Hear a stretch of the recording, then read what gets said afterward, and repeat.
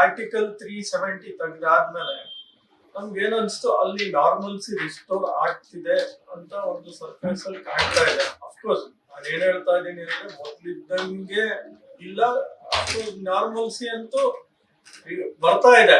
But ಹಂಗ ಅಂದ್ಬಿಟ್ಟು complete normal ಆಗೋಗಿದೆ ಅಂತ ಹೇಳಕ್ ಬರಲ್ಲ. ಯಾಕಂದ್ರೆ ಇನ್ನು ಅಲ್ಲಿ ಕೆಲವು ರ್ಯಾಡಿಕಲೈಸ್ಡ್ ಟೆರರಿಸ್ಟ್ಗಳು ಬೇರೆ ರೂಪಾಂತರಗಳಲ್ಲಿ ಇನ್ನೂ ಅಲ್ಲಿ ಉಳ್ಕೊಂಡಿದ್ದಾರೆ.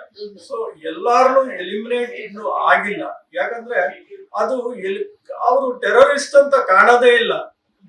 ಅಂದ್ರೆ ಆ ಒಂದು ಏನಂತಾರೆ ಅಂತ ಹೇಳ್ತಾರೆ, ಆ ಮನೋಭಾವ ಬೆಳೆಸ್ಕೊಂಡ್ಬಿಟ್ಟಿರ್ತಾರೆ. ರ್ಯಾಡಿಕಲೈಸೇಷನ್, ಇಸ್ಲಾಂ ಅನ್ನೋ ರ್ಯಾಡಿಕಲೈಸೇಷನ್ ಆ ತರ ಆಗಿರ್ತಾರೆ.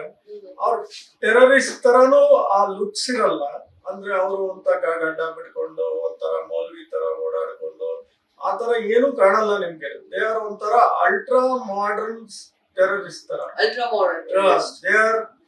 They are more on digital platform, social media, Facebook. They look like A secular localites ತರ ಕಾಣ್ತಾರೆ. ಅಂದ್ರೆ ಅವ್ರು ಬಹಳ ಸೆಕ್ಯುಲರ್ ಆಗಿ, ಅಂದ್ರೆ ಯಾವ ವಿಧವಾದ ನಾವು ರಿಲಿಜನ್ಗೆ ಅಂಟ್ಕೊಂಡಿಲ್ಲ ಅನ್ನೋ ತರ ಮನೋಭಾವದವ್ರೆ ಅಲ್ಲಿ ಈಗ ಟೆರರಿಸ್ಟ್ ಆಗಿ ಕನ್ವರ್ಟ್ ಆಗಿ ಅವ್ರನ್ನ ದ ರೆಸಿಸ್ಟೆನ್ಸ್ ಫ್ರಂಟ್ ಅಂತ TRF ಅಂತ ಅವರು ಶುರು ಮಾಡ್ಕೊಂಡಿದ್ದಾರೆ. ಇದು ಹತ್ತತ್ರ 2020 ಇಂದಾನೆ ಸ್ಟಾರ್ಟ್ ಮಾಡ್ಕೊಂಡಿದ್ದಾರೆ. 2023ಗೆ ಭಾರತ ಸರ್ಕಾರ ಅವ್ರನ್ನ ಟೆರರಿಸ್ಟ್ ಗ್ರೂಪ್ ಅಂತ ಒಂದು ಅವ್ರನ್ನ ಬ್ಯಾನ್ ಮಾಡಿದೆ. ಸೊ ಯಾವಾಗ ಈ ಲಷ್ಕರ್ ಇ ತೊಯ್ಬಾ ಅವರು ಇವರೆಲ್ಲ ಹೋದ್ರು, ಈ ಒಂದು ಟೆರರಿಸ್ಟ್ ನ ಹುಟ್ಟಾಕಿದ್ರು ಅವರು. ಯಾಕಂದ್ರೆ financial FATF, financial action task force committee, ಯಾವಾಗ ಇವ್ರ ಮೇಲೆಲ್ಲ ನಿರ್ಬಂಧಗಳಾಗ್ತೋ, ಇನ್ LET ಅವು ಇವು ಅಂತ ಹೆಸರು ಹೇಳ್ಕೊಂಡು ನಮ್ಗೆ ಉಳಿಗಾಲ ಇಲ್ಲ ಅಂದ್ಬಿಟ್ಟು ಈ TRF ಅನ್ನೋದನ್ನ ಹುಟ್ಟಾಕಿದ್ರು.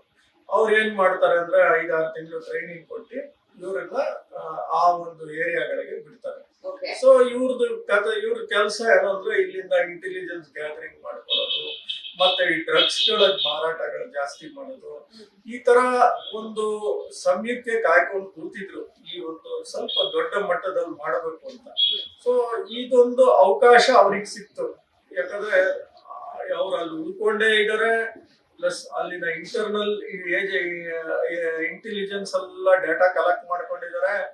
ಮೊನ್ನೆ ನಡೆದಂತ ಒಂದು ದುರಂತದಲ್ಲಿ ಅವ್ರಿಗೆ ಚೆನ್ನಾಗಿ ಗೊತ್ತಿತ್ತು, 4,000 ಜನ ಹತ್ತತ್ರ ಇದ್ದಾರೆ. ಅಲ್ಲೊಬ್ಬ ನೇವಿ ಅವನು ಆಕ್ಟಿಂಗ್ ನೇವಿ ಲೆಫ್ಟಿನೆಂಟ್ ಕರ್ನಲ್ ಇದ್ದಾನೆ, ಇಬ್ರು ವಿದೇಶಿಯರು ಇದ್ದಾರೆ. ಆಮೇಲೆ ಅಲ್ಲಿ ಸೆಕ್ಯೂರಿಟಿ ಯಾರು ಇರ್ಲಿಲ್ಲ ಆ ಒಂದು ಸ್ಥಳದಲ್ಲಿ.